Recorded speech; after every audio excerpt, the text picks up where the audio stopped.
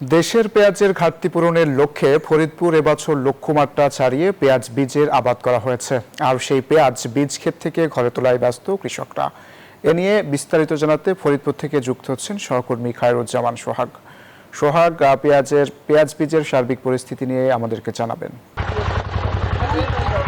ধন্যবাদ অঙ্কুর, আপনি যথার্থই বলেছেন যে দেশের পেঁয়াজের ঘাটতি পূরণের লক্ষ্যে ফরিদপুরে পেঁয়াজ বীজের আবাদ কিন্তু ক্রমেই বৃদ্ধি পেয়ে চলেছে।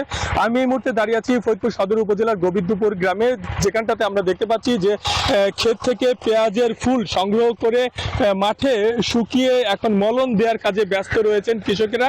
আর এই মলন দেওয়া শেষ হলেই এটিকে পরিষ্কার করে কালো জিরার মতো ছোট পেঁয়াজ দানা বের করবেন, আর যেটি কিনা দীর্ঘদিন সংগ্রহ রাখার পর আগামী বছর মাঠে তারা রোপণ করে হালি পেঁয়াজ উৎপাদন করা হবে, যেই পেঁয়াজটা কিন্তু দীর্ঘদিন সংগ্রহ করা যায় এবং যা দিয়ে সারা দেশের মোট চাহিদার বড় একটি অংশ ফরিদপুর থেকেই উৎপাদন করা হয়ে থাকে, সরবরাহ করা হয়ে থাকে। আমরা একটু কথা বলতে চাই এই পেঁয়াজ উৎপাদনকারী কৃষকদের সঙ্গে। ভাই, এবার কি পরিমাণ পেঁয়াজ বীজের আবাদ করেছেন, ফলন কেমন?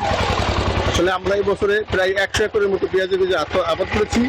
আমাদের লক্ষ্য উদ্দেশ্য এই যে দেশের যে পেঁয়াজের ঘাটতি এবং দেশকে সমৃদ্ধ করা পেঁয়াজ এবং পেঁয়াজের বীজের, এই লক্ষ্য উদ্দেশ্য নিয়েই আমরা কাজ করছি।